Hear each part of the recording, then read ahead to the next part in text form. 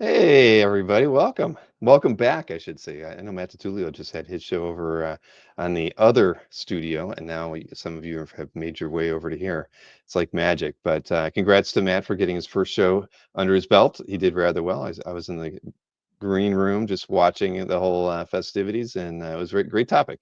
I even sent him some pictures of some animation cells and artwork that the kids and I have collected over the years while he was chatting. It was probably annoying him, but either way, it was fun to watch a topic like that. Yeah, producer Bill again, Stingray, you got that right. I enjoy getting to see stuff like that from a different perspective, not in front of the camera.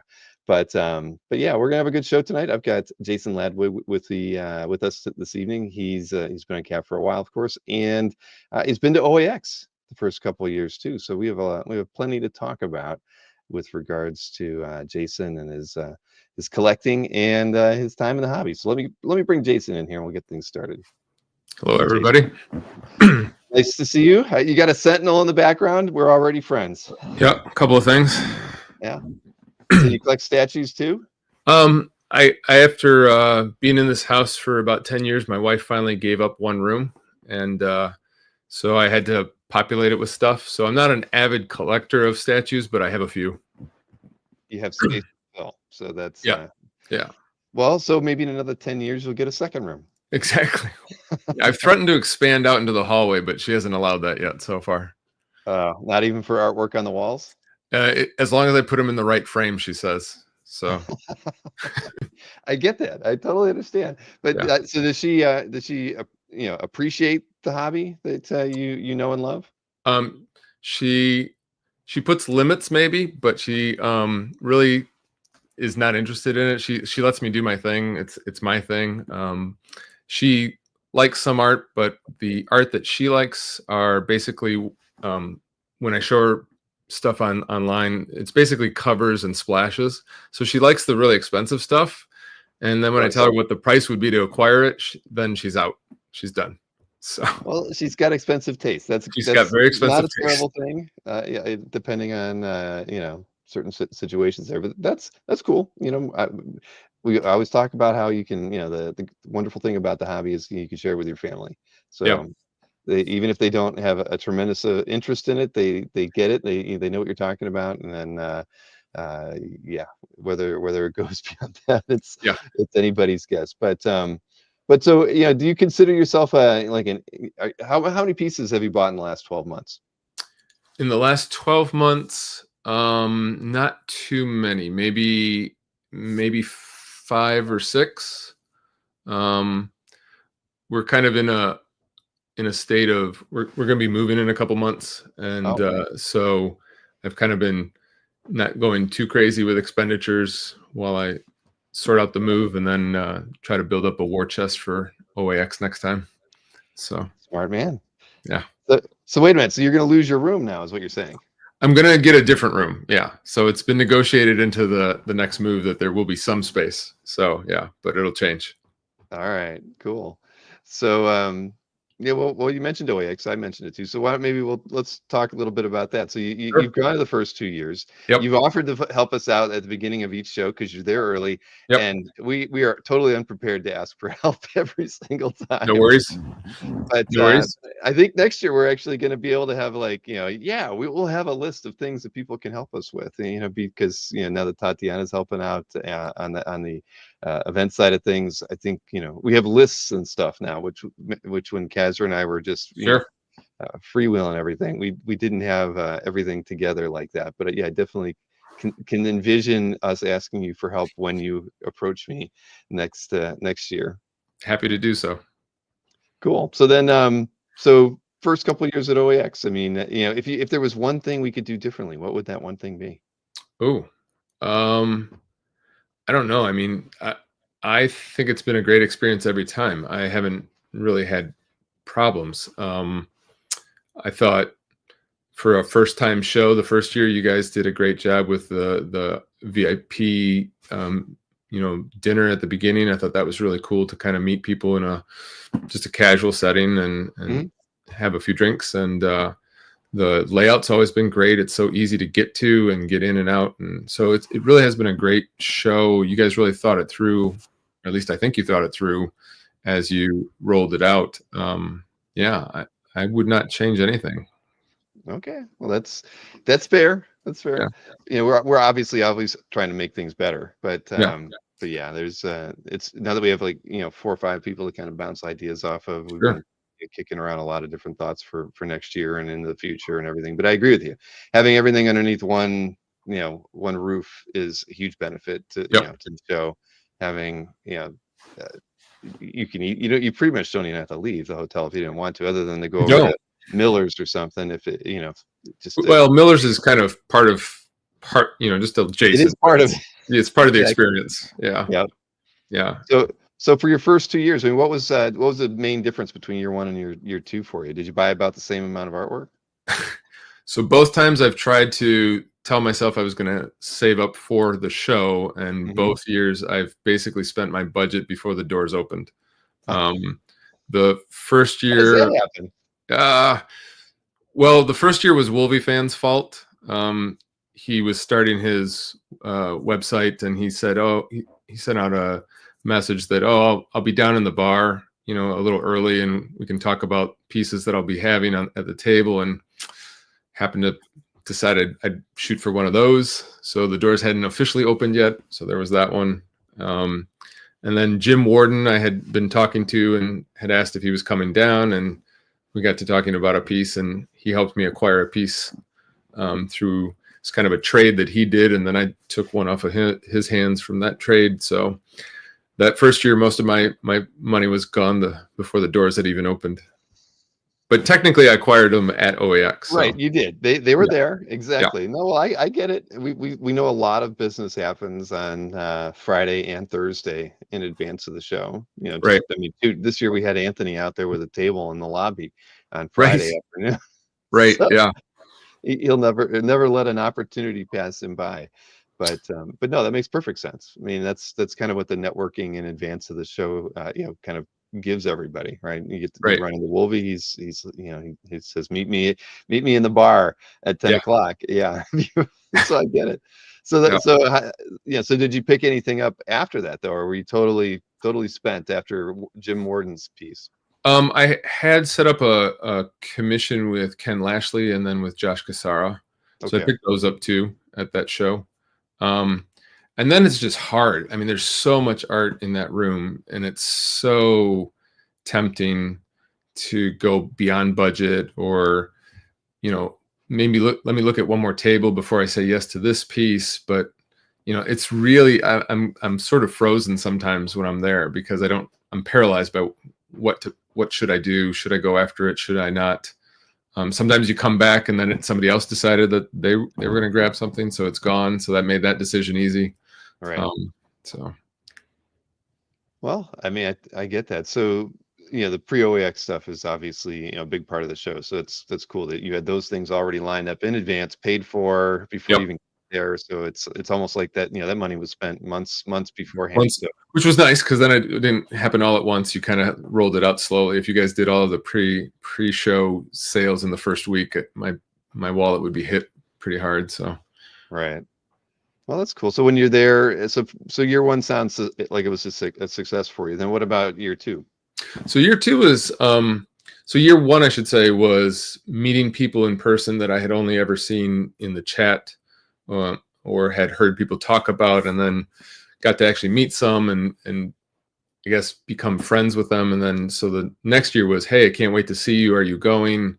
And it was as much the social part of the show that I was going for as to see the art and talk to the artists and things like that. And then card art is something I'm still not experienced in and totally naive to, but it's been neat to watch that kind of build up and more display of that. And I have a new appreciation for that. And then this year, the illustrative art and seeing the paintings that were there was pretty impressive. So yeah, that was a neat part of the show. We hope to continue to expand on Yeah. on both those shows, and probably into a few other things as well in the future. But did you do any pre-OAX commissions this time around? This year I didn't do any of the POAX commissions.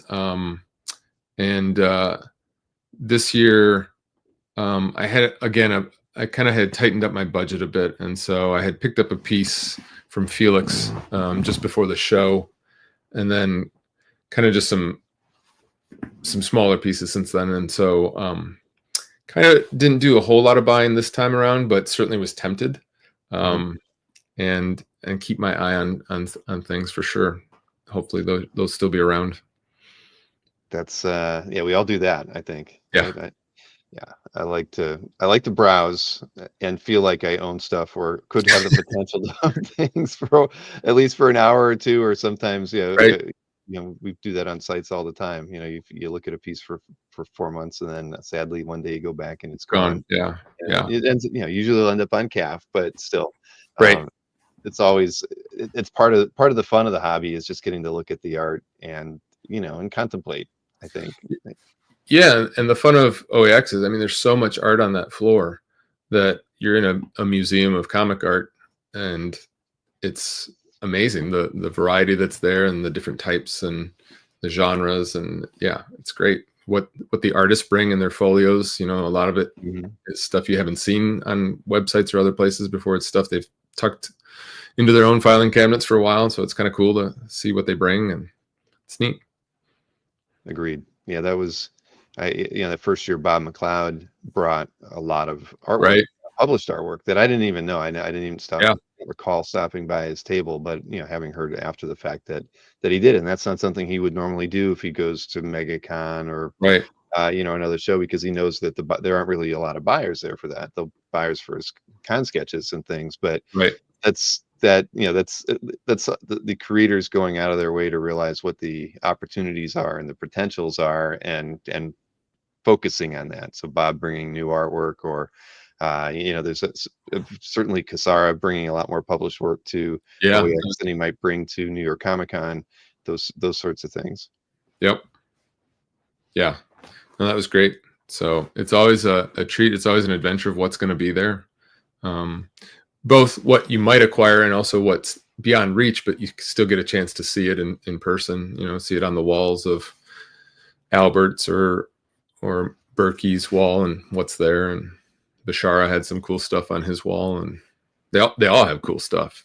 It's pretty cool. Yeah, I like that little bit that West Coast Dave did with Bart Sears and the Turok cover that Albert had, just to reunite the the artist with the piece of art, even though the price is what it is. But the thing is, getting them to be able to see their work too. I mean, it's gotta whether he appreciated it to the level that we hope he did. Again, it's just the opportunities are kind of endless. That can be made at a show like that. Yeah, and it's like I said, then there's Miller's, and so that you meet new friends each year and new people, collectors, or the collectors you met before, they've introduced you to another friend, and then you end up at Miller's, and it becomes a big old party. So it's great. Did you try the zingers? Because I didn't. I still don't know what they are, but I did try the zingers. They are good. I have to be in that club. Yeah, it's worth going back for. All right. Well, I don't know how I missed out both years, but I will. I got a few drinks there, but I didn't eat anything over there. Yep. Yeah. All right. So there's that, and I see. Did you get out to any of the parks? Because I saw that Kavi said he wants to build a droid at Galaxy's Edge and walk around at OAX 26. I didn't do any of the parks. I'm an old fuddy-duddy who actually doesn't like heights, and so I don't like rides that twist and turn me too much. So, well, you're right in the middle of the biggest per capita parks out there. But that's okay. To each their own. I mean, there's lots of great places to eat. So if you like to eat, there's that too. Oh yeah, sure. And when I was a kid, my grandparents lived near Orlando, so as a kid I did sort of the 1980s version of Disney World quite a bit. So the original park I've seen plenty as a kid. The newer parks and the cooler parks I haven't seen as much. Well, but it's not up your alley, and that's okay. The roller coaster kind of stuff is not up my alley. Yeah, that's not my thing. Well, cool. Well, let's talk a bit about you as a collector then. I mean, it's Sure. I think let's talk about how you got started in the hobby. What was your first piece of art that you bought, and what was the inspiration that led to that first purchase?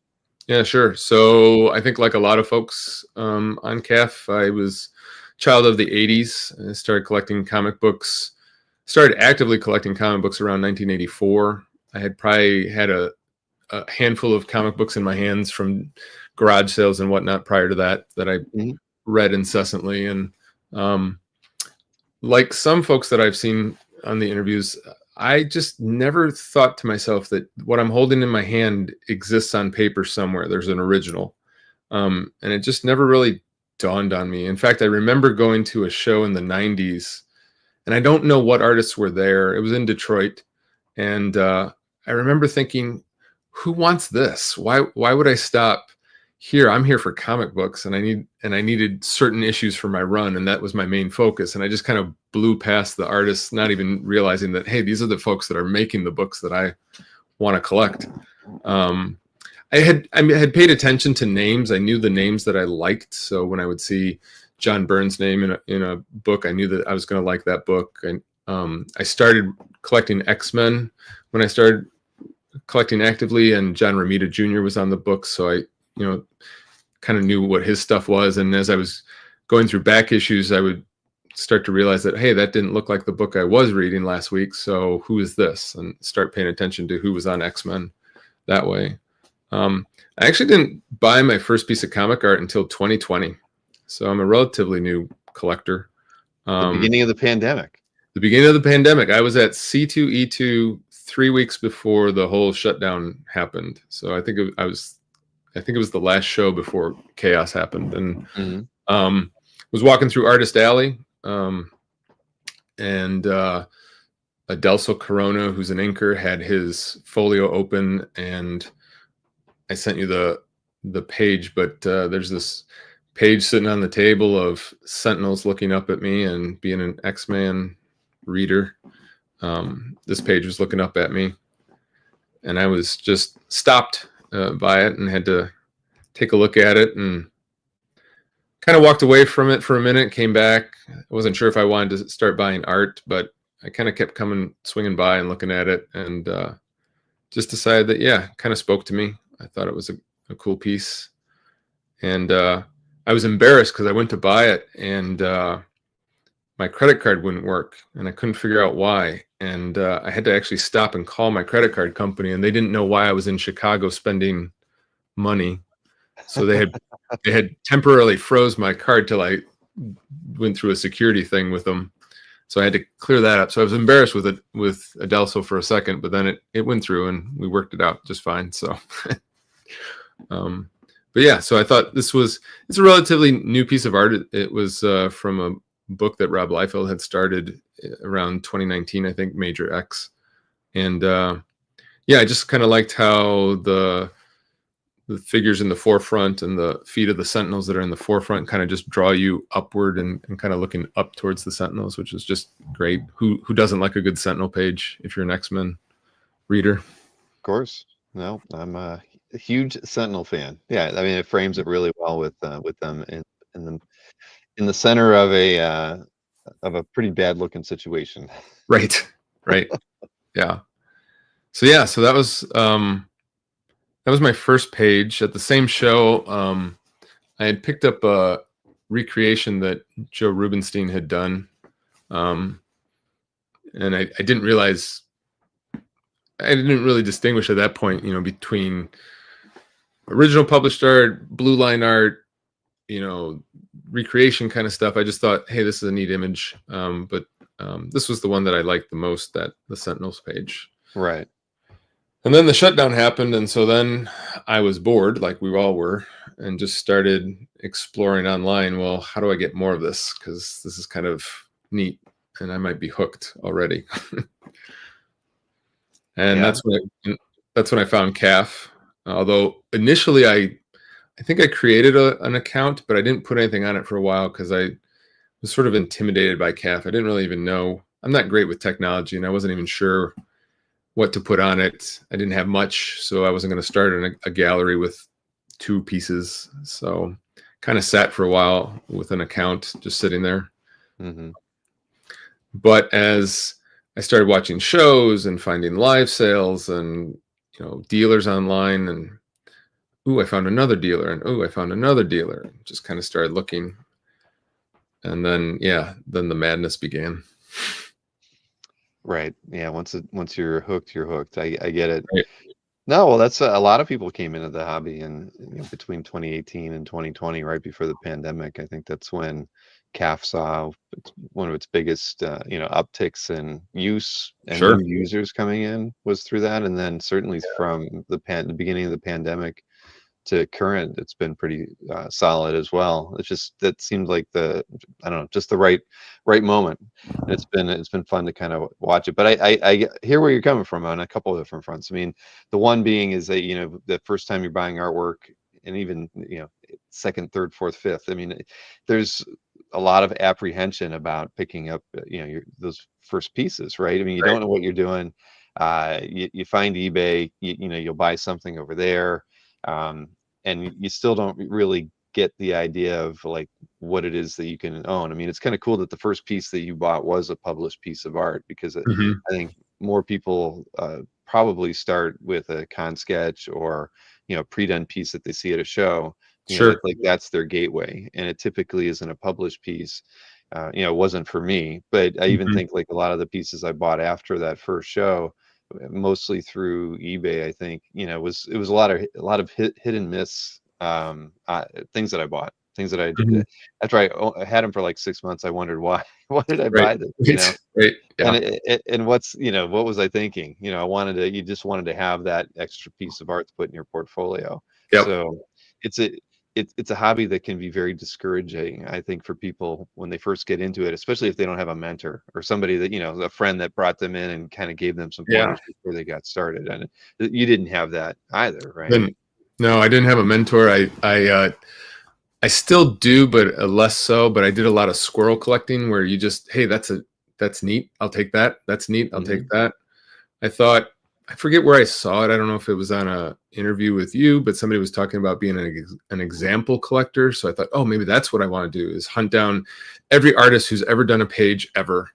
And you start scouring, oh, I don't have that person yet, and I don't have that. And then it just gets crazy. And then you realize, wait a minute, why did I buy that page, like you were saying? And then now you kind of regret that, oh, I could have put that money towards something different. But eventually you Right. start slowing down, you start paying attention, you start doing a little bit better price shopping, and you learn, like anything.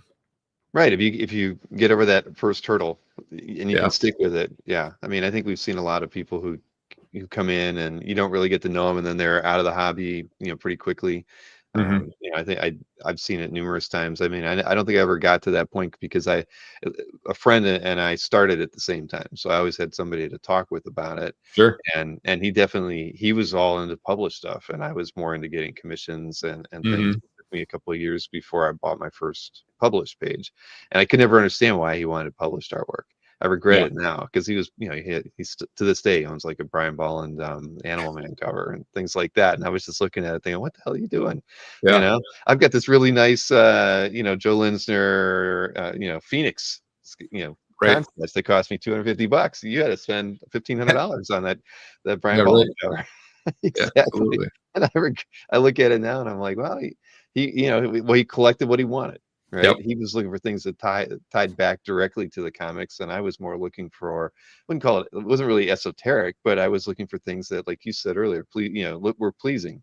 Yeah. That I Right. looked at and I liked the image, or you're commissioning an artist that you already like, so you kind of feel like you're gonna be happy with with whatever you get from them. At least Right. Right.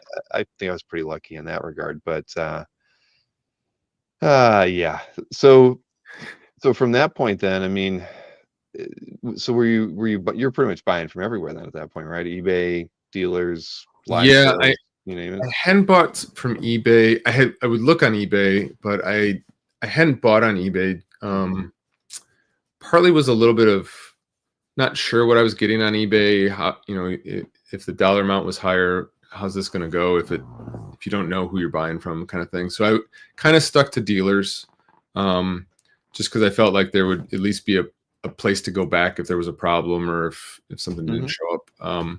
So I did probably 90% of my buying, I think, from dealers, and I picked up a few pieces along the way from live sales from you, with like Next Comic Art and other artists, Klaus Janson, and I don't even remember all the shows. And then and Dueling Dealers is the other place that I started watching that regularly during the pandemic, and started actually sort of just shadow watching, just kind of trying to see what people were doing on these shows, and I'd watch the chat and kind of see what are they talking about, and try to get an idea. I was learning the lingo. I didn't really know, what the heck was a DPS? When I'd see that in the chat, it took me a minute to, double page spread, got it, okay, and then had to learn that kind of stuff as you go. So Right. No, well, that makes sense. I think that an OA stalker, Rich Danny says, okay, you could call it that, but he was becoming an OA scholar by sitting there and and paying attention and listening and trying to understand it. Again, those were things we didn't have.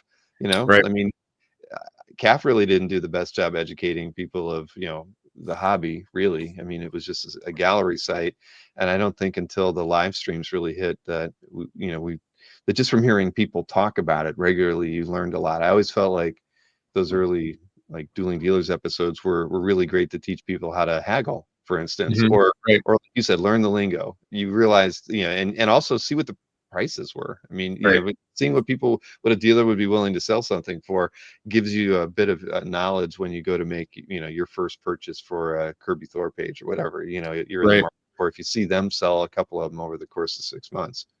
right. Yeah, and then some of the auction houses. To me, Heritage was really intimidating. It was just big pieces, lots of it. Learning how to search their website for past sales and try to get history and stuff like that. It took me a while to learn that that's part of the hobby, and that's how you find out some data. And Comic Link and Comic Connect were sort of easier auctions for me to understand, at least the mechanics of how they worked and all that stuff, and a little less intimidating to start out with. So, but yeah, it's all been fun. It's like any other hobby that you start, and you just start as a novice and start working your way up. I saw Tom's comment in the chat. I watched the shows for 3 months before he commented. Yeah, same. Now I don't think he goes 3 minutes without leaving a comment. Yeah, Right, Tom? absolutely.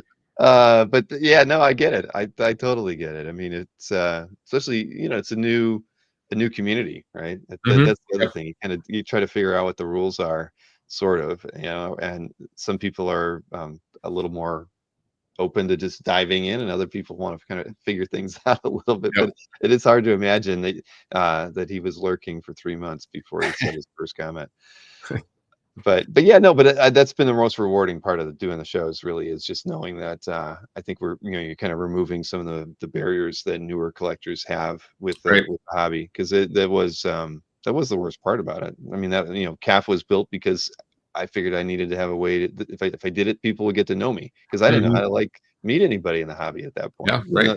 There were sites out there, and the dealers all had pages. A lot of collectors had pages, but yeah, it wasn't. It was the 90s, when I started. So this is, sure. yeah, you needed something else. Well, thank you, Marcus. I appreciate that comment. I'll but yeah, well, so now here you are. You know the difference between a double page splash and a double page spread. Right. I mean, so what would you say your collecting focus is? Because I'm assuming you're not an example collector. I'm pretty much not an example collector right now. I, like a lot of folks my age, X-Men was the big thing. So I'm an X-Men collector, although the price of X-Men art, published X-Men art, is creeping out of my range. So if I find something that's within my price range, I'll definitely go for it if I like it. So now it's kind of more of a, is it a mutant related X adjacent kind of thing, with a good image that I like. And I don't have a particular thing. I'm not just interiors or just a DPS, or there's still a little bit of squirrel in me, so I kind of bounce around a little bit. I try to get better. I do have a friend who I actually dragged into the hobby, and he's very disciplined. He's got his lists. He sticks to the list. He doesn't deviate. And I'm trying to be a little bit better about that. I'm just kind of trying to come up with a couple of things on my wish list that I'd really like to get if I can find them, and then try to hold off from the squirrel collecting. Right. But it's fun sometimes. You just can't pass up a good image. Well, after you've been in the hobby for 20 years, it gets a little easier, but I get it. I know exactly where you're at with that. I mean, that's so when you're picking up published stuff, do you have to have read the book, like the Sentinel piece? Did you know Yeah, the piece when you saw it because you had read the comic? I did. And pretty much I have to have some kind of connection to the story. It may not be like it was the best story I've ever read kind of connection, but at least that I know it. Hmm. If it's, boy, I really like this image and I haven't read it, I'll go out and find the comic just so that I kind of know where does this fall in the story, and what's the connection to the rest of it. Hmm. So yeah, usually I've read the book. I've been collecting comics actively still up until just recently. In the last couple of months, I've kind of really slowed down. It's hard for me to say that I've stopped, but I probably have stopped collecting new books. How So long? Well, wait, now, so how long you've been collecting since you said the mid 80s, right? yeah, So 84. 40 years in then. Yeah, 40 that's a years long in. time. There was a big break while I was in school, Hmm. going to school, but there was about a 10-year break in there. But otherwise, yeah, it's been a while, and the boxes that have taken over the room are a testament to that. So that my Yeah, wife is now regretting having to move. well, boxes are easy to carry. They got handles Right. and everything, so it's not a real problem. It's harder to pack up the statues and get them Yeah. Right. moved from place to place than anything else. I mean, Right. the Right. art's easy to move around. Yeah. Um, I saw Adam in the chat when you were talking about the squirrels. He's been in the hobby for a long time, and he's not above a squirrel moment. And we know Dave Kopecki, the man who has single-handedly, bought more artwork at OAX in 2 years than most people will probably buy in 10 years of going to Right. OAX. He's still not above collecting, items that just catch his eye. Yeah. Well, when you're around that many collectors, there's even, art that I would never think of. And when you see it, it's aesthetically pleasing. It may not be my thing, or I may not have a connection to it because I didn't read it. But you still see it and you're like, wow, that really is a great piece of art. And I could easily see myself now tempted to go look for that artist's work, kind of thing. So trying to stay focused. I get it. I mean, I chase stuff around too. I think I have the squirrel has been beaten out of me over time, where I can just be like, no, I could pass up on that. But I still, I love discovering new artists, Yeah. and that's always fun. I think Yeah. that's one of the joys of the hobby, even if you don't end up collecting them, just knowing about them and being able to bring them up in conversation when you see somebody who maybe collects artwork in that vein, and you could be like, have you ever heard of Ian Cinco or whatnot? Right. I think that the more knowledgeable we all are, and the better we can promote the hobby and the creators that are in it and all that stuff. And it Yeah. just we're at a really great kind of point, in time for the hobby, and just Yeah. the narrative arts, and just everybody, all the parties involved in it. It just makes it more fun. That's why the stuff we've been doing around CAF has just been so enjoyable, because I feel like we're really kind of like doing our part to promote the entire ecosystem, right? Whether you're a Right. collector or an artist or an auction house, we're Sure. kind of like doing things now that are uh were inconceivable, when it was Yeah. like, yeah, just Maureen and I or something. So it's been a lot of fun. I mean, I think I can't wait to see where the hobby's at in 10 years from now, because there's just so many things springing up around here, just the new Hmm. shows that we have, where we're talking about animation cells earlier, and bringing, the whole, doing more stuff with the illustration arts, Yep. Magic the Gathering. I mean, I'm talking with a guy who has written a really big book on uh, comic strips in general. And then so I reached out to him because I was like, oh, you might be a good guy to interview. Do you collect? Because I had no Hmm. idea that he even owned anything. And he's like, oh, yeah, my main thing is collecting, comic strip art. But I write, he's written compendiums on the history of comic strips. Yeah, And wow. so I was like, well, shoot, all right, well, yeah, let's get a talk in here. So we're trying to, nail down a date. But that's what's fun about it. The more connections you make, and the more Yeah. things you learn, and the opportunities and people you can talk to. Um, yeah, it's fun. It's Yeah. definitely very I good. was noticing at OAX this past weekend, not OAX, sorry, C2E2 this past weekend, comic book dealers that have never had art at the show before are now starting to pop up a few pages, or they bring a folio to thumb through, because they're realizing that it's a growing, part of the hobby. Yes, yeah. Well, no, that's true. I mean, I guess what'll be interesting is at Heroes, this time around, this just to Hmm. see. But you're right. I do see a lot more artwork popping up with them. But it's just probably because there's just so much more of it out there, and a Yeah. lot of it, a lot of people who don't know what they have, or they've had stuff for a while. That's their outlet to sell some of their stuff too. Is just to go Hmm. into a comic shop and sell it to them there. Sure. What was Stingray saying? Well, since you mentioned Ian, I told him that my commission. Yeah, exactly. No, Ian. I love Ian's work without question. And Stingray, just so you know, you were the guy who you were the one who mentioned the name of the comic strip writer and the book, and that's ended up how I kind of circled around and introduced myself to him and asked him about the interview. I forget where I heard you talk about it, but you mentioned the book that you had read, and I went to Amazon, found the author's name, and found his personal website and contacted him that way. So again, it's just all about, the more we all communicate, the more interesting things we're going to learn, and it's back to that whole adjacent stuff. Right. I keep hearing that, that word comes up a lot these days. Just you're finding things that are related to what you collect or what you're interested in that you weren't even aware of. And yeah.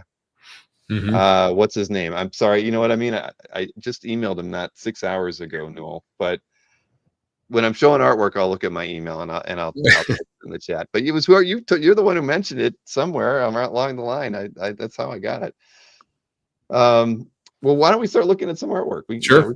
We got some pieces here, and let's see here. We already showed the first one Yep. because I remember you told me that That was the that first was it. piece. First collected piece. So let's switch over, and this is a Wolvie page by Buscema. Yeah. So definitely was a page I remembered. Blood screams the villain on the page, and I just thought he was, when I was a kid, I just thought he was a great, kind of a creepy villain. So it was a good example. And this was still very early in my starting collecting. This was actually a page I got off of Comic Link, and still was kind of new. Didn't really know, like, would this be a page people really wanted if there's balloons missing from it, and those kind of things. But the page still spoke to me. I just liked all the shading on Bloodscream, and the creepy factor in those bottom two panels when you're just kind of looking at them. And it was an example of Buscema, and I just thought it was kind of a nice start for me at an early phase of the collection. So when was this? Would you pick this up in like 2020, 2021? Yeah, this would have been 2020, maybe early 2021 at the most. And I think was my first auction win of a piece of art. Well, you got to start somewhere. I mean, I can see the apprehension, right? You look at it and you're thinking, balloons, Yep. discolored paper. Yep. Am I winning this because nobody else is really interested in it? But there's Yeah. you get to a happy point, and you ended up, where you were comfortable, and Yeah. it's yeah. Yeah. Place to start. And Marcus is asking, is it a page I love? No, it's not a page I love, but it's a page that when you were new to art and you're still in that sort of, I just want to acquire stuff phase. Would I do it again? I still like it. I like it enough to keep it. Yeah, Rich says nice loose inking. Yeah, at first when I first saw it, I was like, I wasn't quite sure if it was Buscema or not, and then but yeah, you get it after you look at it for a while. But still, that's like I said, I didn't pick up my first published piece for 3 or 4 years, so I always think, again, it's cool that you weren't frightened by it or too intimidated to kind of hold yourself back. I mean, at the end of the Hmm. day, I mean, it was an auction, so you didn't go over what your budget would have been in this piece, but you still got an affordable Buscema, early on, which is Yeah, great. yeah. It was kind of from early in the run, so it was just like I said, a book I remembered, and there was connection to that, so that made it more interesting. Did I pay an appropriate price for it? I don't know. At the time, as long as it was within a range I was willing to spend, other savvier collectors might have thought and might have bailed out earlier and said, no, don't do that. But I didn't know at the time. I just kind of knew what was comfortable for me and what I was willing to do. So hopefully I didn't do too bad. No, it's a nice example. Definitely. Somebody said it looked like Madam Web. When I first saw the thumbnail, that's what I thought too. Yeah, I can see that. Now, this is Djurjevic. Yeah. And for me personally, I don't care if it's pencils only or if it's inked. I know some people really want to have the inks. I just like the work of the artist. So if it's a pencil only piece, I'm happy with that, especially when it's pretty detailed and tight. And this was a variant cover for an X-Men later in the run, and I just like the team shot. I'm on Team Cyclops. I like Cyclops, so Hey, all right. yeah, Thank you for that, Jason. I'm maybe in the minority. I prefer classic Cyclops, not sort of later in what they did to him, but yeah. So, and I just thought it was a great sort of team shot, and I like the shading, and yeah, just kind of spoke to me. No, I think it's. Do you remember what was the book title? This I was pulled it up. Uncanny X-Men number 400 and something. Let's see if I can. Well, it's very nice, and it doesn't. Yeah, The 497. way, Yeah, which one? it was issue 497, so near 497. the end of the run of the original run. Pretty late in the book. Mm-hmm. No, it's a very good image, though. I like it. And George Hayes, we're always at the mercy of autocorrect. I wondered what you meant when you said Mario pencils aren't easy to get. Marco Djurjevic. Yeah, no, I agree. And I think as processes change and you have digital inking being done, I have no problem with an all pencil cover. I mean, we're seeing that I think more and more these days, Mhm. especially with certain artists that know that they're working with a good colorist who can do the inking the way they want, or even if they do everything, the coloring and the inking digitally too. I mean, uh, no, I like seeing pieces like this, and like George says, you don't get to see a lot of Djordjevic's pencil only pieces, so Mhm. it's always nice. I mean, when I start looking at like vintage convention sketches that I'd like to get from certain people, like a John Byrne, I mean, I'm happy that I have like a vintage Phoenix that's done in pen and ink from Yeah. him.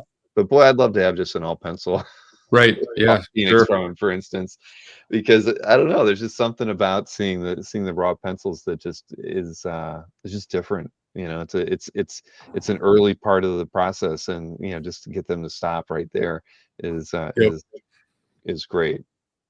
Yeah, and if they don't ink their own stuff, then you're getting that artist's pure example of their work, and I just think like you said, it's a part of the hobby, and it's something I like. Very nice. Now I'll switch over to this one too, because an Elsewhere page by Byrne. Obviously, I mean, I've been following it, since it started. It's just been, Hmm. I haven't, picked up a page myself, but I looked at some of the stuff that Warden brought Yeah, to OAX this last year, and yeah, I love it. I think it's just fun getting to see him getting that last run at the characters and doing his own storyline.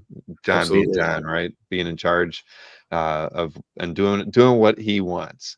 Yeah. So that more than anything was made all of this enjoyable. But when did you pick this piece up? So at the you mean the John Byrne page? When did I pick that up? Yeah. Yeah, this one. Yeah. Um, That one I picked up. Hang on, my camera just kind of stopped, so I can't see the image you're showing. Oh, and he just dropped out of the studio. He'll be right back. But I agree with you, Tom. Sorry, don't know what Nope, no happened there. problem. You're back in. Yeah. So I picked this one up at the first OAX. Oh, This is cool. one I took off of Jim. Or actually, I think it was the first OAX. I don't know. I've picked up a bunch from Jim. This is something I learned about elsewhere at that C2E2 show right before the pandemic. And so I quickly looked that up online and was following that through the pandemic. And like you said, it was just great to see him sort of the X-Men that I remember as a kid reading. And it just kind of felt like I was a kid on the floor reading X-Men again, and loved his pencil work. And it's so tight and so well shaded that inking's not needed. So that middle panel where Cyclops' head is being pinned to the ground, I just kept staring at that when I saw it in Jim's folio, and just overall, just like the composition of it. Yeah. Nope, not same here. So when you met Jim at the show, had you met him before? Had you done any deals with Jim Morton prior to that? Yeah. So during the pandemic, as I was reading Elsewhere and figuring out that pages were available, and that kind of blew my mind, because I think I had by then seen a few of the published Byrne X-Men pages go on auction, and realized that, okay, that's not going to happen. And so knowing that I could buy an example of Byrne X-Men work, I reached out to Jim.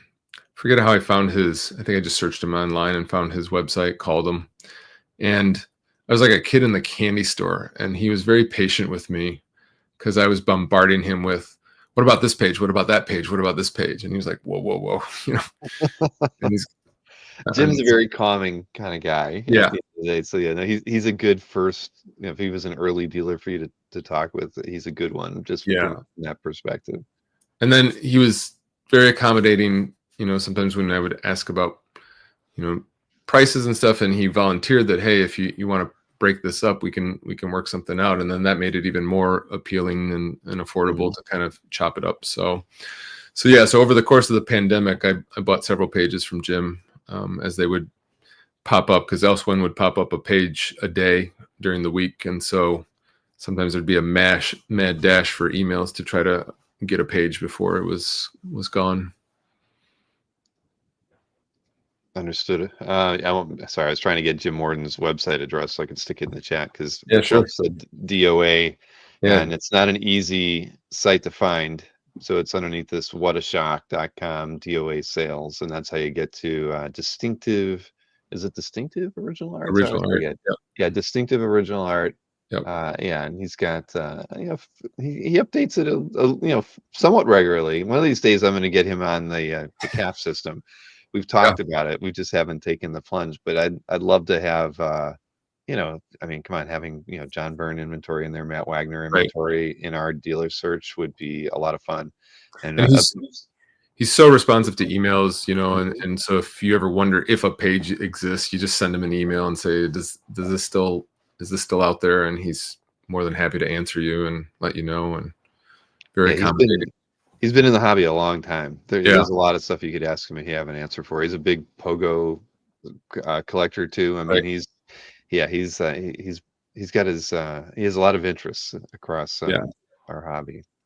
Yeah, he's so I actually got to meet him in person for the first time at the first OAX show, and I've been able to strike up a nice relationship with him. So he's somebody I would reach out to if you're at all interested, for sure. Great to deal with. Agreed. Now, somebody else who's great to deal with. Yeah.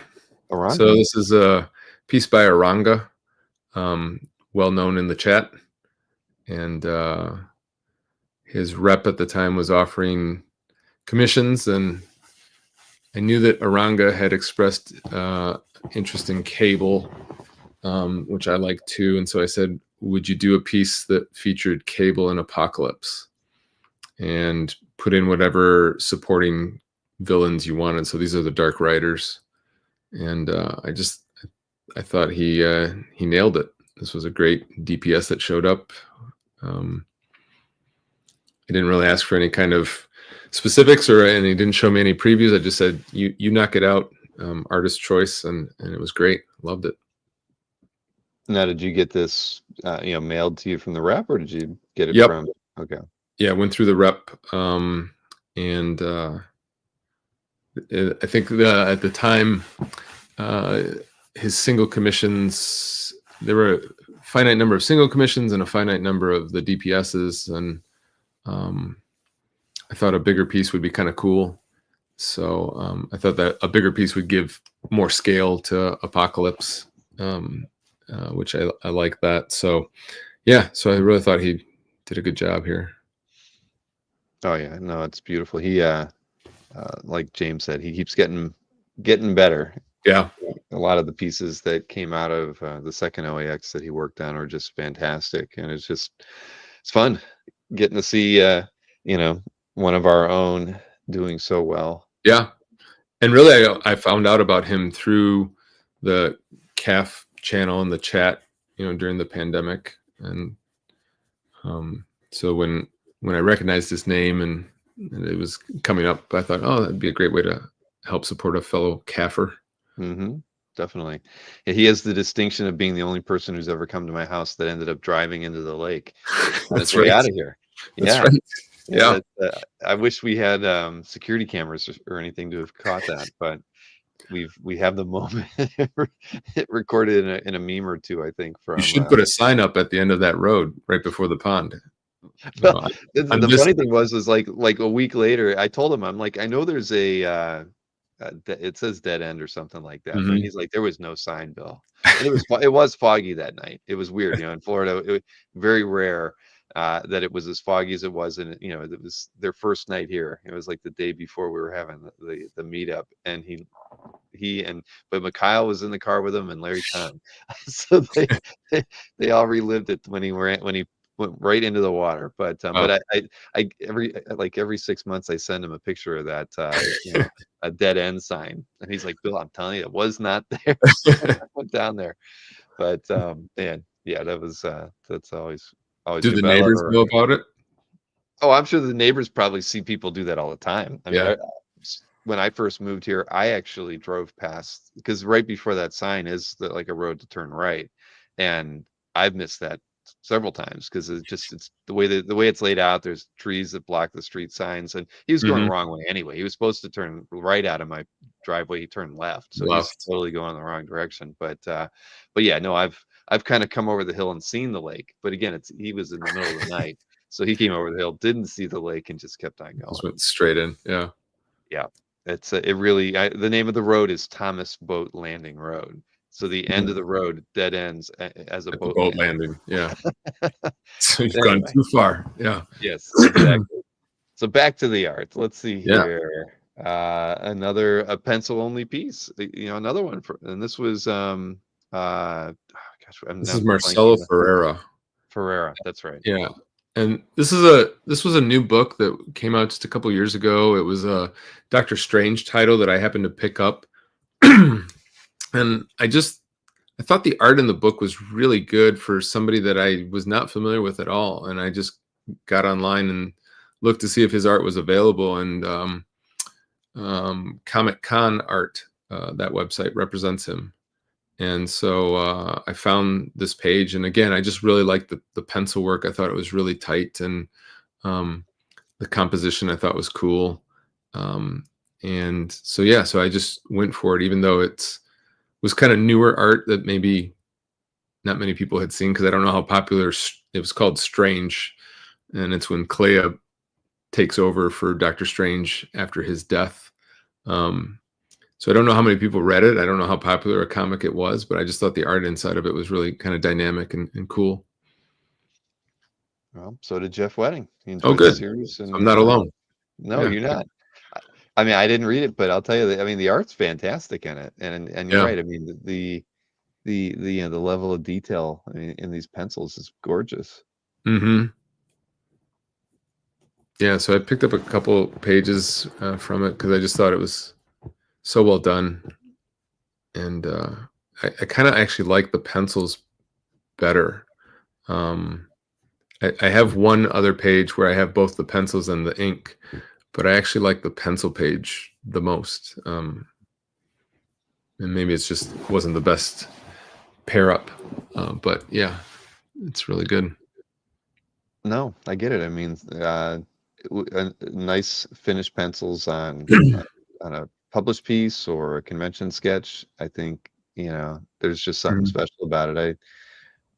Back in the day, I'd gotten a couple pencil commissions from Adam Hughes, and Mhm. I ended up having them inked. And I always regretted it after I did it. I mean, they were fine, right? Yeah, But right. I mean, because I'd have somebody ink them that was familiar with inking him, but then the pencils were gone. And this is still early in my collecting. I didn't even know about like maybe making a blue line print Hmm. of a pencil piece. So yeah, I mean, there's just something special about pencil only artwork. Hmm. Yeah, I get text. Yeah, they agree as well. Yeah, truly Yeah, masterful work. yeah, he's really done some nice stuff. Now you got Jim Lee next here. So not everybody has Jim Lee artwork in their collection. So what prompted this purchase? So this was early in my collecting. Still, maybe was going to be an example collector. Um, no way I was going to have a Jim Lee X-Men page. Um, and was just looking through Albert's site and thought, huh, here's a Jim Lee page that has a great image, and was in my price point. And I thought, you know what? I would like to say I at least have some Jim Lee art. And I thought this was a great example. And it's Scott Williams inks. So I thought I got the pair, the duo. And I thought this was a good way to get an example of his work. Yeah, I And was looking at there was either another piece on CAF or on Facebook where a collector was like same thing. I wanted to get a splashy image, Jim Lee, and I can't remember what they got. I mean, it wasn't like a Batman title. It certainly right. wasn't. But the priority was, well, you wanted to get Scott's inks on it. So, Yeah. and I think that's probably what most collectors would probably want too, right? I mean, it's just Right. as a duo. They've been working so long together, and yeah, there's just something special about Scott's inks on Jim's pencils. But yeah, Suicide Squad page. If when again back to that when you were in the example phase of collecting, Yeah. this is a great one. It's semi-splash and it's a really good image. Yeah. And although I mean, this was a book I had not read, but yeah, I knew, and I recognized the Suicide Squad. I knew that much, and so I thought, yeah, I'd be happy with this as an example. So Hmm. yeah, so that's my Jim Lee. And Michael NSN Art says doesn't get more splashier than this. I get the pun. Very true. Let me see here. Oh, I like the next artist. Very nice guy, Joe Staten. Yeah, and you know, I saw him at a C2E2 show, and he had his folio open, and he was just sitting there, kind of quiet. Um, and I this kind of grabbed my eye. It's kind of the classic image of, I think, what a Superman should look like. From that early era, and just started talking to him and looking through his folio as I was talking to him, and he's just, even in the 5 minutes that I talked to him, he's just a nice guy. And so yeah, and his wife was with him, and they were just very pleasant, and so I couldn't say no. So I just had to pick up a Joe Staten. Yeah, and he is such a nice guy. I did an interview with him once, and uh, he was at Heroes, and I tried to get on his sketch list, and I ended up not getting my piece from him. But no, I love his work, and Hmm. this is a great one. This is really really well done. Yeah. And you're right, his wife is very nice too. I mean, Yeah. she, Yeah. uh, yeah. No, I mean, I think his line is really, yeah, it has a style to it that's a sort of a Joe Staton style, and yeah, it just really kind of grabbed me. I thought it was a good image. And again, this was an example of a squirrel. I wasn't there looking for it, but it it was there on the table, and it just caught my eye, and I thought, yeah, that's what Superman looks like. So yeah, who is you may or not remember. I know Derek will know. Derek, who's that it's like the a zombie Green Lantern character that Joe Staton helped create? Because I remember that's what I asked him to draw at mm, Heroes, and he wasn't able to get to it because it was something he brought up at in the interview I did with him, and so I was like, I got to get a sketch of that, whatever that character is. I don't know who it is, right. but I want that character. And I was only there for the Saturday, and he wasn't able to get to it on Saturday, so we ended up Oh, not doing bummer. it. But yeah, I got. Well, I was just trying to Google it and figure out what the heck it is, but I can't find the name. I'll have to look it up. But that's the kind of stuff I enjoy, right? When Mhm. you learn something about an artist and something that they're associated with Yeah, that makes them smirk when you talk with them or whatever, then right. that's all right. I'm going for that. But again, uh, you can't go wrong with Joe. Yeah. He's very, very talented. All right, and Derek hasn't answered the question yet, so I'm gonna have to do my own research, deeper research on that. Maybe I'll have to go back and watch that interview. Oh, Drick, that's right. Big. Thank you. I knew you'd be able. The professor knows all. I'm writing that down. If he's going to Heroes, I'm gonna pre-ask for him to do the sketch for me. Yeah, that'd be great. All right. Now this next piece. What tell me about this one. Yeah, so I picked this up at from Metropolis at a C2E2, Okay. and because Chicago's the big show nearest me, so flipping through a folder at their table, a lot of pieces out of my price range. Kind of flipped to this, and I thought that's Kirby, um, and I was surprised at the price, and I thought that this can't be right. But I knew it wasn't a published page. The size is a little odd, and it was just this image, and I thought, And Micah, that was the first time I had met or talked to Micah. He was at the table, and he explained to me that, well, this is from an animation project that they were working on at one time, and so this is Alcala inks over Kirby pencils, signed on the back by Jack.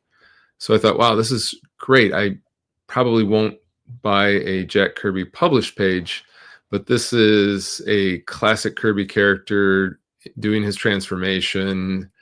It's just got what you want when you're thinking of Thor by Kirby. So I couldn't pass it up, and it required a phone call to the missus just to make sure that I'd have a place to come back and sleep if I purchased it. But it was within my grasp. So I thought I gotta go for it. I'll take it. But it was on the high end. Yeah. It was a higher end for me, but yeah, I was really pleased to grab it, and yeah, so that's my Kirby.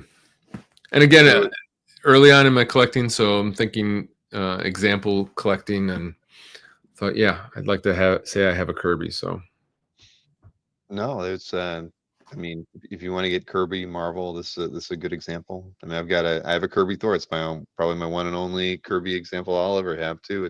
But yeah, so it was signed on the back though by both artists, Alcala and Kirby. it's just signed on the back by Jack Kirby. Okay. And but apparently Micah was explaining that Alcala was the inker attached to this animation project that they were working on. It was kind of like a development thing. I don't know that it ever made it to television, but yeah. So apparently Alcala has attributed the inks, although he's not signed the piece. Mm-hmm. Well, yeah, any Thor transformation image is a good one. So yeah, this is great. It'd be shocking if it wasn't published somewhere. You'd think that even if the project didn't see the light of day or something, Mhm. you know, this is just a fun image. Would have you could see it in like the Comics Journal or something like that. Right. Right. Yeah. It's just, yeah, it really, like I said, it was a classic Kirby character just doing his thing. So That's right. that was a And great image. Kirby is a top 5 Thor artist. You're absolutely right, Stingray. So everybody knows Kirby is not my top 5 X-Men artist, but Right. you know, but definitely on Thor, heck yeah, he's up there. But I can't think of who I'd put all in the top 5 at the moment. You know, Buscema, Simonson, Kirby for certain. I was like Pollard's Thor too. Yeah. Um, but yeah, even Nick Klein did okay on Yeah. Thor. Yeah. I liked his work. There's a Nick Klein coming up in my slides too. That is true. Yeah. Let's see here. So back to an X-related title. Yeah. So Salvador LaRocca. Yep. Salvador LaRocca. There was a few issues here. This was in the second X-Men title that launched. So the Jim Lee title that launched in like, what was it, 1991. This is in that run. And he did like 3 or 4 issues in that run where he was doing this Copic marker gray wash, whatever this is, kind of a thing. And I just really like that style. And Apocalypse is one of the villains I really enjoy. So Jim Warden reps or has a lot of LaRocca's art. And so again, this was in his folders. And actually, well, no, I take that back. Most of what I have from LaRocca, I've picked up from Jim. This might have been one that I picked up in an auction. In fact, this might be my only Heritage auction win now that I'm thinking about it. A few years back. So I really like that last panel and the first panel where he's just in shadow, kind of menacing, glaring at you. Yeah, I was gonna say it's the same thing. That last panel's great. Yeah. And you can just kind of feel the weight of the punch in the middle panel. Oh yeah, no, it's well, then, and the black's just carrying you from the top of the page down to the bottom. I mean, it's very well thought out. And I mean, I do remember this, you know, this short run by LaRocca with this style. I thought it was cool, you know, because it was one of the, there was just something about the Copic shading techniques or whatnot that made it kind of visually striking for that point in time. Right. So And some of the pages don't like, he only did like part of a character or something like that. So sometimes they're not what you had hoped when you actually see them in person, and then some of them are fully done like this one. So well, you know, it's funny. I mean, like talking with like Mike Oming, for instance, he does you know, really nice work, but a lot of times he doesn't do it all on the page when it's published. Some of the stuff he finishes after the fact, like a lot of the blacks or something, or even some of the tonal work. He, you know, he's admitted that, you know, he goes back in after he's, you know, he's done, and he sent the work to the publisher to kind of finish it so that when it's time to sell it, you know, it has the same feel that he couldn't get to get everything done on time when he was going through things. Sure. All right, I think I remember this piece. Yeah, this was a live sale with Next Comic Art, and this is Miguel Mercado. And even though I'm not a Ghost Rider collector, this just really jumped out at me and grabbed me. And it's some gouache and acrylic, and it really has a glow to it when you see it in person. That flaming skull, the way he does the yellows and the reds around the skull really makes it pop. And yeah, so just kind of a more of a pinup style, but I really thought he just nailed the character well. I liked it, so I couldn't pass it up. No, not at all. I mean, I think I love Mercado's work too. I'd picked up a piece from Jiggy at one of the shows as well. I mean, they're gorgeous. I mean, and just so masterful with the paints on here. And yeah, Ghost Rider, the flames around Ghost Rider coming out of the collar. I mean, it's awesome. It really is a beautiful piece. I love it. Yeah. he really got that, the glow around that skull really just pops it. It's cool. Yeah, we've had a lot of fun with Jiggy's team, over the For years. sure. It's enjoyable presenting, commission style work. It's Yeah. just a change of pace, and they've really embraced it and made a really good kind of business model around focusing on, those types of pieces. And I think our communities responded pretty well to it. But again, when you see pieces like this, it's hard to, pass up. I remember when I saw this, I knew I had to get something by Mercado at some point, because I think this was one of the first pieces that I remember us offering by Miguel. And then yeah, and then it just so happened that one of the shows, a piece didn't get claimed, so I claimed it after it was all Oh over. yeah. But yeah, I mean, but it's all about learning, creators whose work you like, but Hmm. maybe they're not doing published work yet. At any rate, this is gorgeous, absolutely Thanks. gorgeous. Thanks. Yeah. Yeah. And, Jiggy's team has such talent. You can't go wrong. Yeah, I'm looking on CAF right now. I mean, Miguel only has 31 pieces on the site, but they're all really, really nice.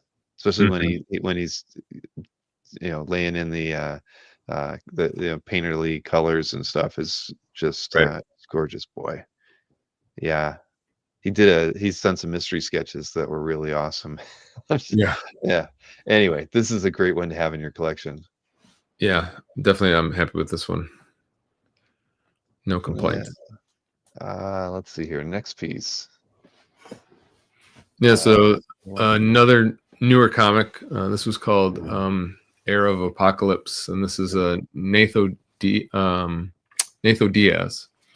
and again he's repped by Comic Con Art, and the pencils again are just really tight. It's Apocalypse fighting Archangel, so always a duo that I enjoyed seeing on paper, and just a great DPS with a heck of a punch, and yeah, I had to go for it. So this piece is all digital inks as well, not. So it's interesting. I've tried to hunt down where the inks might be, and nobody gives me an answer. I've reached out to Comic Con Art, and I tried to search who I think is the inker. There was maybe 2 inkers listed, so I wasn't sure who might have done it, but I just haven't been able to find them. So they might be out there, but I don't know. Well, So that's I was important. happy. That's the thing that we, being able to bring the pieces back together would be Right. ideal then, if there is, traditional inks out there. Yeah. That's well, I mean, that's unfortunate, but but it happens more and more these days. That's what you get. It's just nice when you can get them together, like when Paulo and Joe Rivera, had all their work at Splash Page, right, or Hmm. whatnot. You can get both the blue line inks and the traditional pencils, and I Right. think there was I forget the other artist that Joe Rivera inked over there. But again, you were able to just buy both pieces at the same time. Right. Uh, well, it And I doesn't don't take know if, anything away from the piece. It's just, as a collector, you just wish you could have it if it was out there. right. Yeah, it's a book that I don't know if they were having problems with, because there are different inkers throughout the book. And so I have a feeling that they're kind of scattered to the winds, and I hope someday it'll pop up. I'll be interested if it does. Um, if anybody in the chat knows where they are, feel free to reach out. I was just going to say the same thing. Everybody, keep your eyes out Yeah. for pages from this book. What no issue is that? So this was Issue called 3? Era of Apocalypse, and this was issue 3. Okay. Um, and it was out, I think last year is when it came out. So relatively new. I'm Well, sure it is Derek probably beautiful. knows. Yeah. Okay, and we mentioned Nick Klein earlier. So let's see here. I'll switch over to the next image. Nice X-Men image here with the I guess the classic team. Yeah. Yeah. Yeah. What's not to like about this one? So I was reading Nick Klein's Thor, and I was enjoying his artwork there, and he did this variant cover for an X title, and did this homage to X-Men number 28 from the original run. And when I saw it on a Felix drop, I was lucky to get it.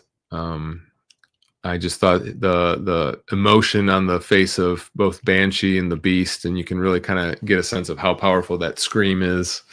The speed lines kind of going behind Banshee just gives it energy.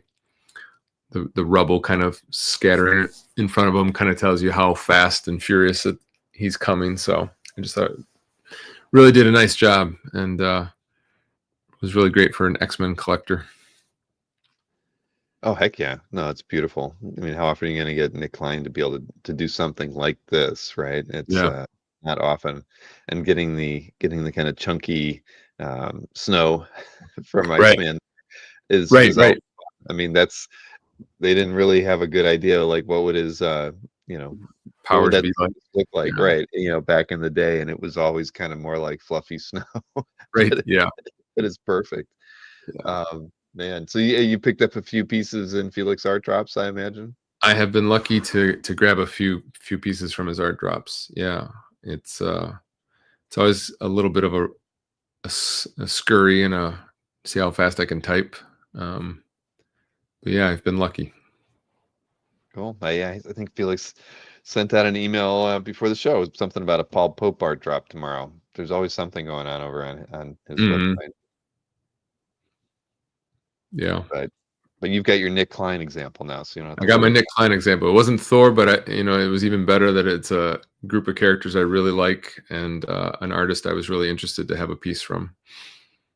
Yeah, I mean, the more I'm looking at this, it is great. I mean, everything you'd want in a Nick Klein piece. Hmm. Yeah, I think he does a great job in his facial expressions um, and shading, and it's great. Well, congratulations on that one. Thanks, Kevin. Now, Ivan Rice, I Yeah, think, or Reese. I always, which way do you say it, Rice or Reese? I say Ivan Rice, but I don't know. I don't know the proper pronunciation.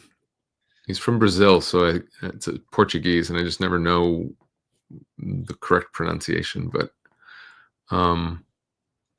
yeah, so this was from a book called well, DC had a series of books, One Bad Day, and then it would feature each of Batman's Rogue Gallery villains, and this was the One Bad Day, Ra's al Ghul. And again, he's just another artist whose pencils are just so tight and so detailed, and I just like that there was a great fight in the book, and this is a page from that fight, and Ra's is taking a punch from Batman, and I like the shading in the face and the grit in his jaw, and um, so I thought it was just a cool piece. Oh, I it think it's definitely is. Yeah, I think the answering Kavi's question, I think it's the characters are all pencils, and there might be then just like a wash for the deeper shading in the background. Right. I mean, in the detail image here, it looks like maybe a little bit of wash in the shadows on the Yeah, figure, maybe a maybe little bit, but yeah, maybe like on the shoulder and in the eye socket there. Yeah, yeah, but it's fantastic. yeah, that book had some really great imaging, so I think people who picked up those pages were pretty happy. Now, where did you pick this one up? This was from Chiaroscuro Studios. Yeah. That rep. Did you get it through their CAF gallery or you go to their website? I know they post a lot of their inventory on CAF. Yeah, at that time I went to their website. Okay. Yeah, and picked it up there. Well, very nice. Yeah. I've always liked Ivan's work. I mean, this is yeah, it's beautiful. Yeah, I have a couple more of his pages where he's great at the Batman villains. So yeah, I love it. Well, we talked about X-Men a few times tonight, so we might as well show X-Men related piece, a nice Mark Silvestri from from that era that I think a lot of X-Men collectors like, is issue 232. Yeah. And yeah, it's fun. I mean, it's a nice 6-panel layout. But I love the action throughout. Anytime you get Wolverine doing something feral, you've Right. got a good page. And Right. with Silvestri handling the pencils on it, I mean, you can't ask for much more than that. Yeah. I mean, I like that fourth panel where he's crashing into the door. Yeah. It's got great action there, and then the fifth panel is just, like you said, a feral kind of crouch with a claws out Wolverine doing what he does. So yeah, this was a page I picked up at the New Jersey Art Con last year, You made and Jason really do it? Because Jason's always looking for Silvestri X-Men pages. well. So I have Jason to either thank or blame for this page. Uh, there was a private collector who was at the show who was parting with some pages. I saw this page. I really hadn't come to the show thinking I was going to pick something like this up. And I was hemming and hawing about it, and I actually stepped outside, and Jason was there. And I said hi to him, and he acted as a big brother and gave me good advice. And I was able to pick up this page from somebody who I don't think parts with their art very easily. So I was really, really happy to pick it up. And yeah, I'm really big fan. Love the shading in the third panel on the legs. You kind of get a sense of the action coming at you. And yeah, this was really a good example from that run from a classic 90s artist. Mm-hmm. Yeah, I've had a similar experience with Jason as well. He see, George even just said Jason great at that. Yeah, he it was 2 years ago. He called me over to he calls me up. He says, like, Bill, there's a X-Men page over here at Bashar's table. You got to get, because if you don't come and get it, I'm going to buy it right now. Yeah, right. Yeah. I think I was lucky in the sense that I think Jason had come to that show already purchasing a couple of other things, and so he wasn't quite ready to, I guess, do all of that, because he definitely said he liked that too and gave me the same story. You should grab it, because otherwise it will be grabbed by somebody. Right. Yeah, that was what it was. So I forget who was with him, but both people were like, because there was a Werner Roth page, and I kept talking to people how I want to get a Werner Roth. Yeah. And Bashar has one, and it's priced too low. I mean, it's priced $1,800. That nobody's in costume, but it's got the whole team on it. Right. And they're like, they're like, we both saw it, we both wanted it, and we both agreed we had to call you first. And if you don't take it, one of us is, we might have to flip for it, because it was too cheap. It should have been like 3 or something at the time. Yeah. And yeah, but that was nice. But, it was, again, but it's Absolutely. Jason. So he is good at that. But that's why we have friends in the hobby. Absolutely. Without friends helping us spending our money. That's right. Yeah. Yeah, absolutely. So yeah, so that was a pleasant surprise picking that up at that show. Right. See, I haven't been I'd love to get back there. I mean, everybody gives me grief for not going, because there's so many friends that are at that show. But it's really the show that got people thinking that, comic art shows were viable on their own, right? And Bashar now has his 2 shows on the West Coast, and you have Como and OEX and everything. But I think it was, what is it? I always butcher his last name. Is Vedieri, or yeah, I think it's Vedieri. I mean, just him, and just having the balls to try it and see if it would work, even in the early shows when they were in a really tiny space. It was just fun. It's fun for to give everybody a place to get together. And yeah, so for the size show that it is, it was a really good show. Yeah, agreed. Jason's always rocking it. Okay, yes, he is, CJ. So let's see, where do we go from a Silvestri piece? Stegman, right? Stegman, yeah. So this was another Felix drop that this is from it was called X-Men Dark Ages, or Dark Ages X-Men, and it's the Goblin Queen, and it's kind of got a, I don't know, a sort of a noir look to it, and or even like a vintage paperback sort of woman portraiture. Yet it's got the creep factor with the spider web behind it. So there was just something about it that really just kind of drew me in. Um, this is one where when you get Stegman art, you get his extremely tight pencils and the inks. So this is the ink version of it. But there isn't a whole lot difference between his pencil work and his inking. JP Mayer is his inker on this, and I don't think Ryan leaves a whole lot of wiggle room. He puts so much lead on the page. Yeah. Well, that's nice. I didn't know. Is that common with Stegman's pieces? That with I think so, because this is the third Stegman page that I have. Third or fourth, and they're always the same way. He does a lot of he does red pencil or blue pencil to kind of build the foundation, and then he comes in with lead and really puts in tons of minutia for detail. And so if you're the inker, I guess you could either Vince Colletta it and sort of choose to ignore it, or you could go over every little individual line. So yeah.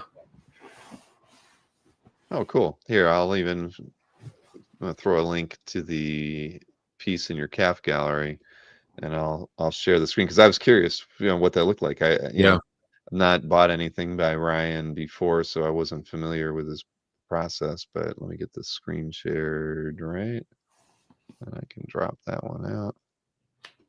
So here, let's size that a little bit. So the original, and that's published and prelim. Yeah, so on this one, he used a ton of red pencil, and puts in a lot of shading.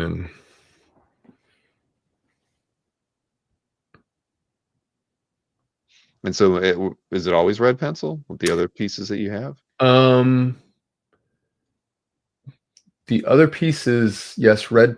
Well, the Sabretooth I have is red pencil. The Wolverine is a mix of blue and red. So yeah, he seems to gravitate towards laying down a lot of it with those kind of pencils, not just always lead. Mayer's inks, I mean, it definitely follows what he's laying down with the red pencil pretty closely. Right. I was just looking at the cross hatching above the eye. Yeah. And it is pretty close to the way Ryan drew it originally. Right. There you go. Yeah. Yeah, when I've stared at him, I don't see a whole lot of artistic license on the part of JP Mayer. He seems to stick pretty true to it. And I have not seen JP at a con, but he's somebody that if I met him, I would ask him, do you like this or do you not like this? Do you feel this is restricting or do you just go with it, kind of a thing? Right. Yeah, that'd be a good question to ask him. CJ Design liked your Colletta it. That could be a new hashtag here on the channel. Hashtag. Yeah. When in doubt, Colletta it. Yeah. Poor Vince. But great Thor, Kirby Thor inker though. We all are in agreement on that, 150%. Sure. Yeah, he was inspired by Kirby's Thor work. Well, that's cool. No, I had no idea. But so they must. I mean, I know Stegman, does a ton of covers, but I wonder on his interior. Do you own only covers, or do you have an interior page? Give me 1 second. Okay. Or is it in your CAF? Not in my CAF yet. Not in the CAF yet. All right. But yeah, I'll throw the link in. Well, the link's in the show description to Jason's CAF Gallery, so you can always follow that anytime after the broadcast. So this is an interior from the new run of X-Men. And oh, wow. This is all in pencil. No. I think he did very rough background in Blue Line. There's some, like, the hill behind Sabretooth. There's some Blue Line print, like, down in here that you can see that he chose not to really follow when he did the pencils, but then the figures are all typical lead pencil, and then the inking sort of, oops.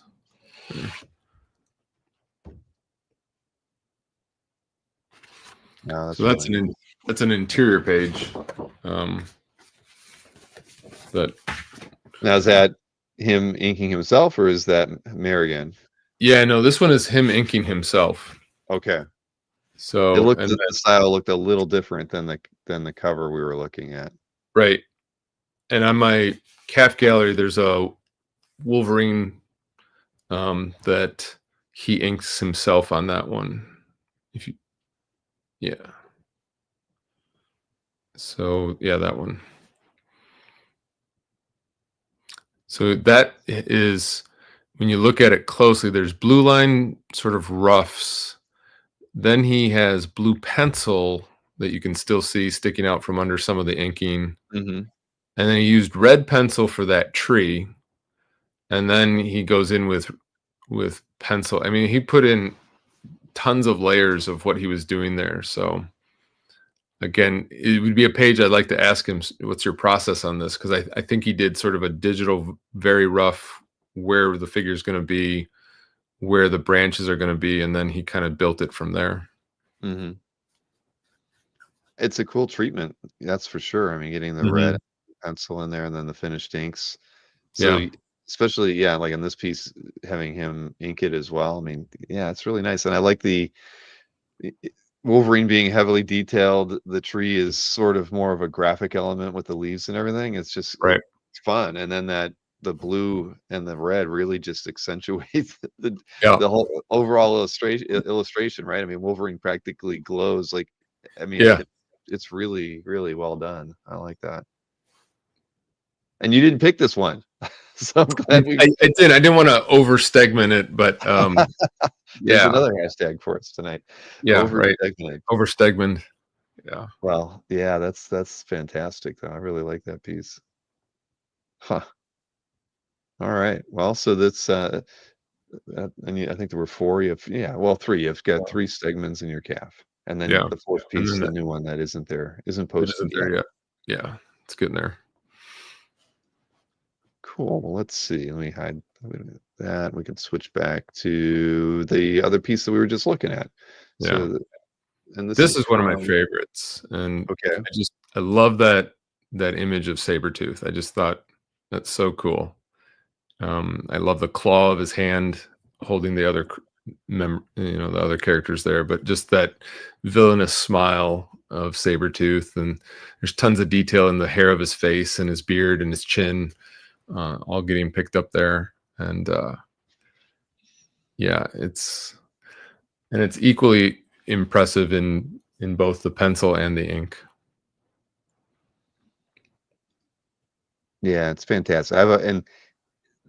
I love when, with comic covers where you play around with scale, characters in Sabretooth's hand. I mean, it's just a fun visual image that we get away with in comics, to Right. make storytelling kind of fun. And yeah, Right. I think this is it's a great image. And yeah, I want to show the pencils on this one too, Sure. because yeah, there you go. I mean, it's super tight again. Yeah, and this is JP Mayer inking him. And again, when you look at the pencils and the inks side by side, which is kind of how I have it framed, it's hard to see where JP didn't, use Ryan's lines. So it's a lot of work. Yeah, no, but it's great to have both pieces like this. I think that's fun. Really, really fun. And I like the red pencil as part of this too. Yeah. I wonder if he thinks about it at all. Do I go red? Do I go blue?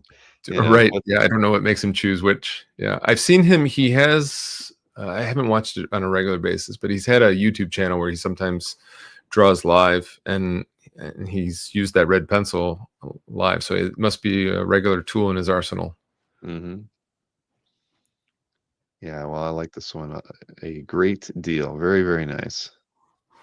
And I think we only have, is it true? We only have one other artwork, and it's a saber-tooth piece too.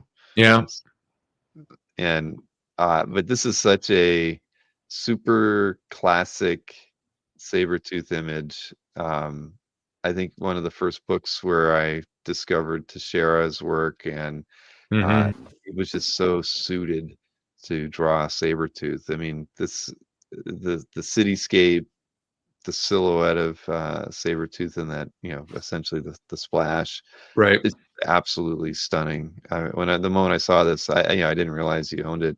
It just brings me back to where I started reading comics again after I had a little hiatus from, during my college period. I thought this was just one of the coolest images, and I really liked Mark's work a lot. Yeah, the art in that miniseries was just really different from what was out there at the time, and it was really, like you said, it was memorable. You remember those, some of the covers, and the interior work with a lot of paint, which was just, or not paint, but just all the, like the flecking that he does with the whiteout and stuff. Like in the middle panel there's a bunch of whiteout that's been flecked on there. And then, yeah, I mean, how can you pass up that top image, his face as he's just glaring down at his target, and kind of, yeah, it kind of evokes La Rue Morgue, if you've read that. Yeah. Yeah. So the gorilla sitting on top of a cityscape in Paris, and it's just kind of cool. So yeah, so it was really just a different style of the era, and I just loved it. And actually, this was one of the pre-OAX things that I picked up from Wolvie Fan. That I was gonna say you got this from Wolfie Fan. Yep. 'Cause who else would have this page? Who else has all the good Teixeira pages from this series? Yeah, Right. Exactly. Oh man. Well, then that was a good Friday evening pickup, that you did. I mean, totally worth it. Yeah, I love. I even, Teixeira did the Cyclops miniseries too. I liked this right. one and that too. I thought the covers were good. Yeah, The interiors were really well done, and yeah, no, I mean, that was a little bit after this one, I think, but still, yeah, this is phenomenal. yeah. I was happy to grab this. I thought this would probably likely not be there if I delayed on it. So when he said it's Uh-uh. there, I Somebody would, if they didn't buy it, they would have offered him trade or something for it. right. Yeah. Yeah. Wow. Well, I'm jealous. I wish I would have gotten to see this one in person at the show. Yeah. Man, Thank you. yeah, that's great. Shoot. Wow, it's like we've come full circle. We were talking about OAX at the beginning, and we ended up with a Excellent. OAX, the pickup that you mentioned at the beginning of the show, right there. Yeah. So wait a minute. So what was the other piece? You picked the one up. Was So I it picked that one up, and I the didn't. Warden? Yeah, I didn't send it to you, but Jim helped me get a Werner Roth X-Men page. Oh, well, you're killing me now. Is it in your, is it in your calf? It's in my calf. Yeah. All right. Well, then hang on. We're going to show that one too. So Jim helped you. So he was doing a deal that a Werner Roth X-Men page was included in it. Yeah. And Because we were talking about when he was coming to OAX, he said, "So, what are you looking for?" And I told him, "Of course, I'm going to look through your Elsewin folio, but I was looking for some. I was hoping to get something from '60s kind of X-Men, if it was at all possible." And I said, Werner Roth, takes up a bulk of that run, so I'd be delighted if I could find something like that. And he said, "Well, so happens I think I know somebody who I'm doing a deal with and has Werner Roth, and so let me see if he wants to part with those as part of the deal, and if he does, then maybe we can work something out." And for this page, it was just that panel there with Gene. That's really just, I love that one panel there, and get the team and the other ones, but it was just I liked it. It's large art, and it is just of that style of the '60s that I thought was cool. As a kid of the '80s, going back and collecting back issues, and then you kind of get to this style. It was just kind of retro at the time, so I really liked it.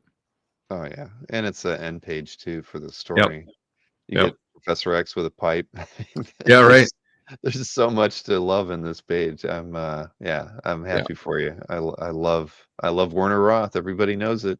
Yep. Uh, so yeah, Yeah. he's ahead of Kirby, as far as I'm concerned, because he was on the book for so much longer. And Yeah, I think he did 30 some issues or something like that. So he yeah, definitely owned it for a while. So yeah. well, well, congrats on that. And it's good. And again, cool. Another good story about the show, and even more about how conversations can lead to Yeah. unexpected pieces, right? I mean, just Right. Jim Warden asking you what are you in the market for? Yeah. And it just so happens he's working out a trade deal that might be able to include a piece, and then that's you end up getting it. Yeah. Worked out for me. It was great. Right. If I Yeah. didn't talk about Warner Roth as much as I did, there's no way Jason calls me, from Heroes to get that Right. page. He just Yeah. wouldn't. He would have bought it for himself. Sure. Yeah. Yep, Yeah. exactly. Yeah, Kirby created Heroes and Villains. Yes, he did, Marcus. You're absolutely right. Yeah, Kirby's moving up there on the X-Men list for me. If I could get a page from issue 10, Yeah. I would be pretty happy. I think I've always said 10 is one of my all-time favorite stories Issues. of the first run of X-Men, and I've just always enjoyed it. And yeah, it'd be cool to get a page from that issue. But it Yeah. turns out that it's an issue that a lot of people like too, Right. so it Right. makes it all that harder. Yeah. And those are obviously in high demand. Yeah, Top they are. commanding top dollar. Mhm. Yeah.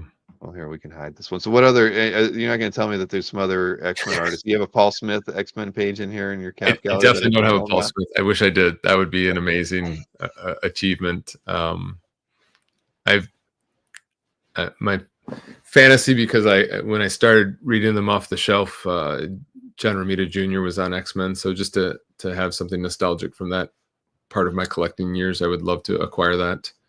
Yeah, I have. That's an Adam Kubert from the newer Wolverine run that was out a couple years ago. Um, I just like the layout where he kind of, Mhm.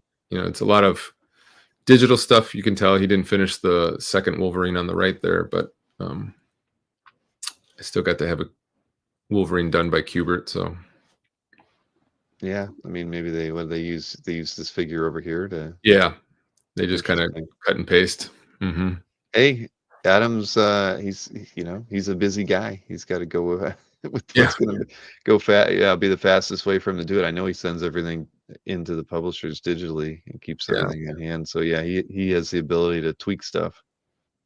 Huh. right. And I Nice. would love to have a page of his, 90s art, but both between Wolvie owning all of it and the price of it, what is out there, this was an easier acquisition. Right. Yeah, definitely. Well, I mean, there's and wait, I gotta see it. Ian Churchill. What do we got? A cable page. Great. Yeah. Yeah, everybody knows I love Churchill's work, especially from Yes. this era. So that I actually picked up from Aranga on a Comic Art Fans Live. Um, Oh, cool. yeah, so that was a nice grab off of him, I thought. Have you gotten some feedback? No, you don't have any feedback yet, even though you've picked up some stuff on Comic Art Live. Well, we'll have to fix that when you Yeah, make purchases through Comic Art Live. Yeah, we'll work on that. Feedback is something I'm gonna promote more and more heavily with the upcoming show in May.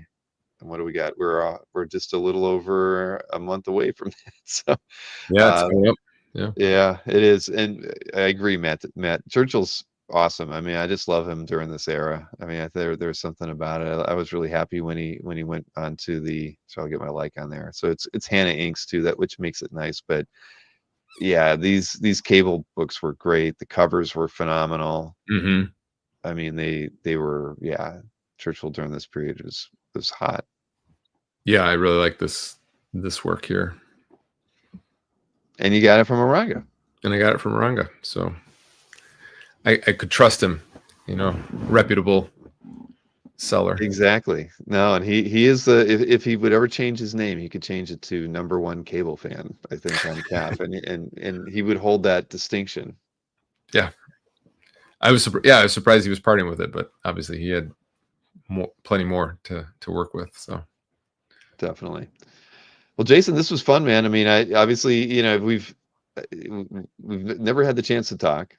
Right. Although You've we've been seen busy. each other on day one of the shows in Florida, and I just, I forget what I was doing. But I ended up in your CAF gallery, 3 or 4 weeks ago, and I was like, Jason and I should finally have a proper conversation because we're probably never going to have that at Right. the show. So I'm glad you had the time to do this. Especially you said you're about a month away from a move. Month or two away from a move. Yeah, we're getting ready to move further north in Michigan because there's not enough snow here. So Well, I hope it's one that makes sense for you yep. both. Yeah, I think it's gonna be good. And yeah, no, I really appreciate you having me on. I felt honored. My collection isn't that big or that deep, but I was honored that you'd have me on. No, my pleasure. And yeah, I like #1 Marvel fan. It's good to have you on, Jason, and we're doing more stuff around here too. So I think there's going to be more opportunity for people to get on interview shows and things, and some of them I won't be hosting. So it's all good stuff. I mean, Sure. I think the more things we can put out there that promotes the arts and the medium like we have been, I think that it's gonna be interesting where we're at and where the hobby is in like 3 or 4 years, I think. And it's the Lucas Museum is supposed to open in a Yeah. couple of Right. years. We're seeing more gallery exhibits with comic art, and yeah, it's just awesome. You have the Kirby exhibit, a new one that's going to be out there and on the West Coast starting in May. There's a Oh, cool. Spider-Man exhibit in Chicago. There's the Mike Zeck exhibit going on right now in Right. Indiana. There's just so many. It's just a great Tons. time to be an art collector, with a focus on comic and narrative arts. Yeah. Yeah.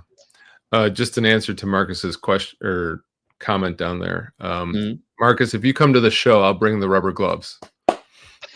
I guess yeah. Okay. Well, you are in the medical profession. I Yep. think I've heard that. Yep. I believe who did I hear from that? Felix, I think might maybe mentioned that. You have given Felix some good Yeah. advice over the years. So Yeah. I believe, yeah.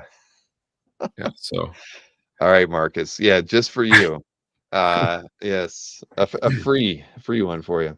But yep. again, Jason, thank you for doing this, man. It Thank was you. fun, and Appreciate it. I hope your move goes well, and that you're able to continue to build up your war chest for OAX 2026, which is in February now. Just make sure you've got the dates Right. bookmarked for that. Yep.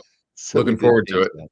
I'll be Yeah, there. well, we're never going to have weather like we had at the last one, where it was so darn cold. So we're going to avoid that. But Yeah. uh, It was all still right, 20 degrees warmer than where I was coming from, so it was still a change. it still felt like it was. Yeah, no, I hear you. I hear you.